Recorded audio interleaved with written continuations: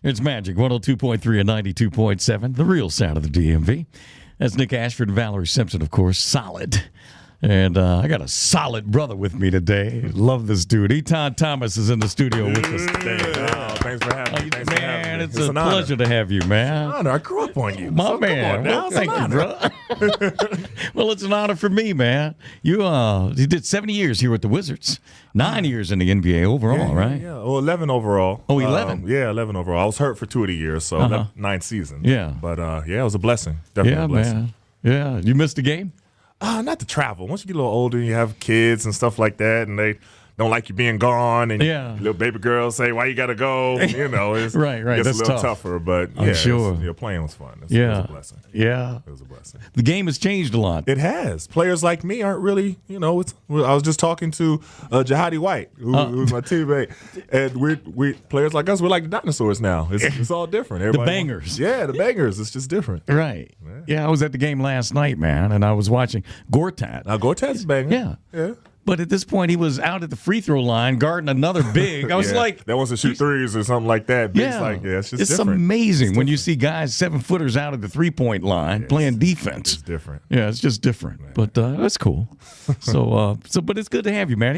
Etan has a book out, and it just came out yesterday, as a matter of fact. Yes. So tell us about it. It's called We Matter, Athletes and Activism.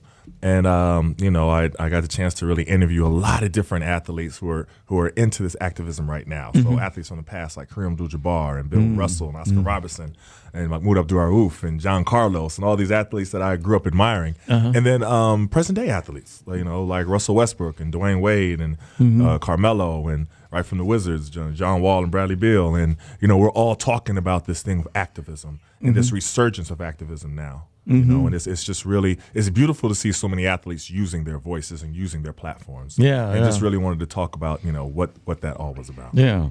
Is Colin Kaepernick the leader of this? I don't want to say leader. That's the wrong word. The top but the catalyst. Well, especially for football. Yeah. Especially in the NFL. You saw more activism this year in the NFL probably that you've seen this past season. No forever, question. So I was interviewing some of his teammates, like Eric Reed and, Torrey Smith, who just won the Super Bowl with the Eagles, and Michael Bennett, who kind of crazy, just got traded to the Eagles just, a little while ago, a few minutes ago. Yeah, that's crazy. Wow. I mean, that's great. Great for the Eagles. I don't know what Seattle thinking about, but it's great for the Eagles. But really interviewed these brothers, and we're talking about this activism, and a lot of it is surrounding the police brutality and the police murders and things of that are going on of innocent black men and women. Yeah. So I also wanted to interview the family members of some of the victims, like Trayvon Martin's brother and Eric Garner's daughter, and Terrence Crutcher's sister, and for them to talk about the impact and what it meant for them to see athletes speaking on their behalf. So I'm glad how the book came out. Really just to really continue to inspire younger athletes to really continue the tradition of using your voice and using your platform. Yeah, right. What do you think about the misrepresentation? Especially came from the White House of what the Black Lives Matter movement was all about. We talked about that a lot in the book, and about how they pretty much hijacked Colin Kaepernick's entire message to try to make it about the flag and about the military. And even though he said when he made his statement, he said this is about political corruption, systemic racism, and police brutality. Yeah.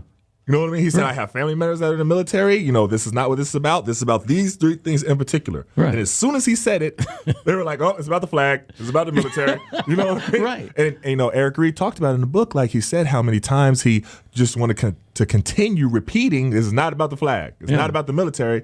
But, so I really wanted to bring it back to what it was about. That's why we dealt with so much of the issues going on, especially with the police brutality and the police, killings and things of that nature of unarmed black men. Yeah. And so that's really what you see with this resurgence. You see athletes using their voices about it and speaking out about it. Regular citizens are seeing it on social media and being outraged and things like that nature, seeing Tamir Rice and Walter Scott and, Sandra Bland, all these different cases. But athletes are speaking out too, and it's really powerful to see. Yeah. One of the things, first of all, the timing of the book is amazing because this is such a hot topic right now. Right. And in the headlines we saw with Laura Ingraham from Fox News and her comments and the reaction to that. Right. But this activism actually goes back a long ways, correct? Definitely. And that's why I wanted to interview some of the athletes that I grew up admiring, that my mother taught me about when I was in middle school, like Kareem Abdul-Jabbar and Bill Russell and Oscar Robertson. And, the thing about the shut up and dribble, that's not a new thing. Laura Ingraham just said it and verbalized it just now, but Bill Russell talks about how he was, beloved in Boston. He was winning championship after championship. And then he started talking about racism and talking about segregation and things of that nature, and then everything changed. Everything changed. That must be Bill Russell's phone. That's old school ring there. Old school ring. Him or Laura Ingraham is calling in. Yeah. But it's not a new thing, right. And it's so interesting because people tell you to shut up and they don't want to hear you when they disagree with you. Mm-hmm. So if Laura Ingraham would have agreed with what LeBron James and KD were talking about, she wouldn't have said shut up and dribble. She would have praised them. Oh, look at these athletes who are using their voice to talk about whatever it is. But then when you have somebody that disagrees with you, then it's just shut up. We don't need to hear from you. This is for mainstream America. Yeah. And we really dissected that aspect of, when athletes speak out, the criticism that comes with it. Yeah. You were pretty vocal even when you were playing. Right. You always had something to say. We knew about your poetry and all of that. Mm-hmm. How did management handle that? Were they okay with that? And I talked about that in the book too, because I actually interviewed Ted Leonsis, who is the CEO of the Wizards. I interviewed Mark Cuban, the CEO of the Mavericks. Interviewed Adam Silver, who is the commissioner of the NBA, and talked to them about activism and what do they feel and how do they look at it. And they all kind of echo the same sentiments, that they have an appreciation for activism, the history of activism. And Ted Leonsis in particular talked about Bradley Beal and John Wall when they used their voice, a little while ago after Philando Castile and Alton Sterling were both murdered back to back. Bradley Beal spoke up about it and got a lot of criticism, got a lot of backlash. You know what I mean? He said Black Lives Matter, and it should matter. He's like, and this is an outrage what's happening. And he got a lot of backlash for that. You know what I mean? They're like, well, why doesn't all lives matter? Why are you saying Black Lives Matter? He's like, because it's the Black lives that just got killed. Are y'all serious? Right. So, but I really wanted to talk to him about that and how he didn't back away from his position.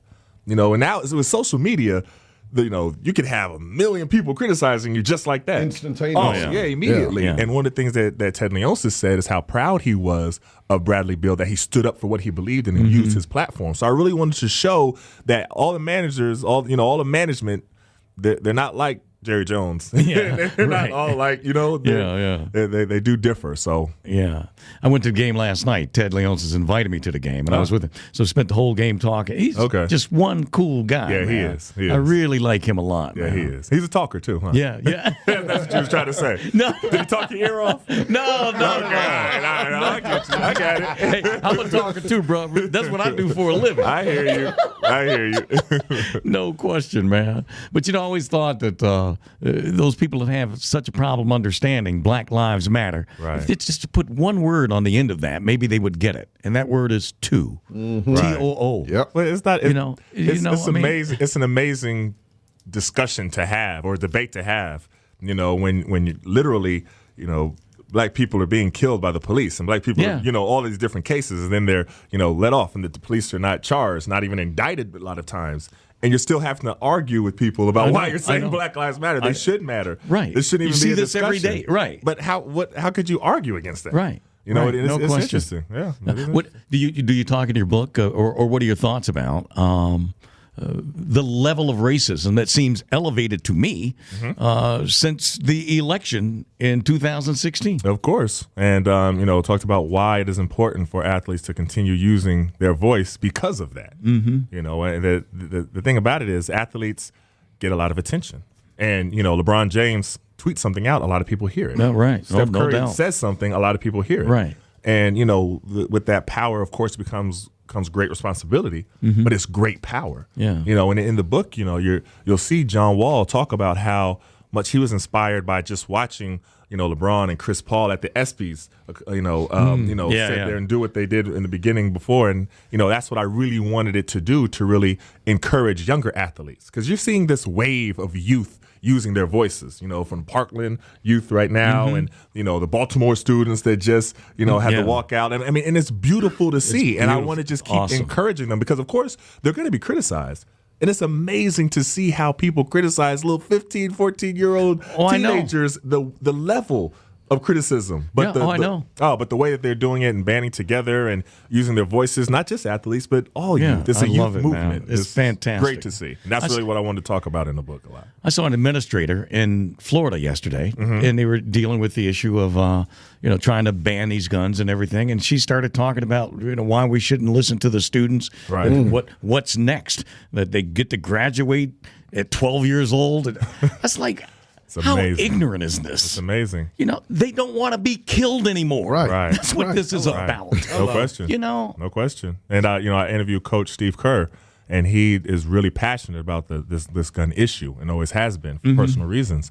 And I was glad to see a lot of the coaches using their voices as well. Yeah. You see Stan Van Gundy and Popovich, and I for one did not expect this from Popovich. I will say this: I've seen Popovich, played against him for years, and then just recently, he just kind of came out of his bag and said, enough is enough. This is what I feel about this, and this is wrong here with society and racial. Yeah, and it was really, special to see for coaches to use their voices. Yeah. So I wanted to capture that as well. Yeah. You mentioned Steve Kerr and the personal story. I don't know. Is that something that's common knowledge that I don't know about? Yeah. Well, personally, his father was a victim of police violence and gun violence, and he's taken it on himself. And he talks about it a lot in the book. And it's something that's really near and dear to him. And even when we were talking, he was kind of getting a little misty eyed and kind of choked up a little bit about it. He's like, but I want to make sure that you put this in the book because I want people to know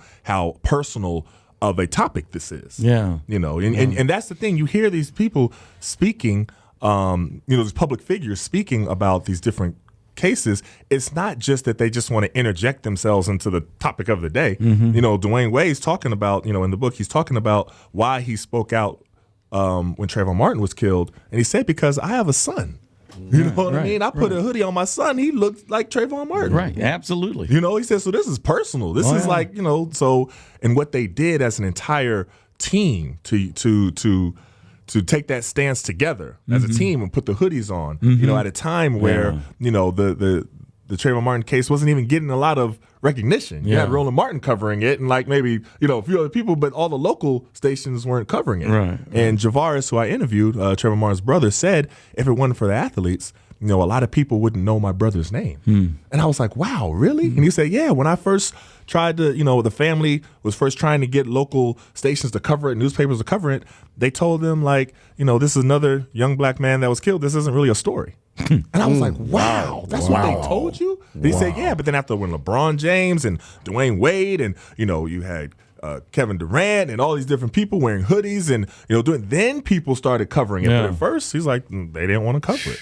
And that's just the power of athletes using their that's voice. great, man. Yeah. That's great. So what is your reaction to, today we're hearing rumors, I guess I should say, that the Houston Texans team is not interested in signing athletes who may be free agents or what have you, who took part in some of these protests, who took a knee during the national anthem. How do you react to that? What do you say to someone who looks at it that way? I mean, it's interesting because, Bill Russell, and when I interviewed him, I used his quote, and he had this big smile that I quoted him, and he said, a long time ago, you're not going to just reduce me to a clown used to entertain your circus. I thought that's such a powerful quote. Yes. You know what I mean? And that's where, where you're looking at somebody as a human being or not, or like a just form of entertainment, a machine or something like that. Right. And when you hear statements like that, that's it. That's what it Stay in means. your place. Stay That's what in it your means. place. Stay in your place. You just be grateful. Right. That's another thing you hear all the time. All just the be time. thankful. Especially the money you make. Right. As an athlete. How dare you complain that about kind of money you anything. make. How dare you complain? How dare you complain? You should feel lucky to have a job. That's the bottom line, all of that. Right. And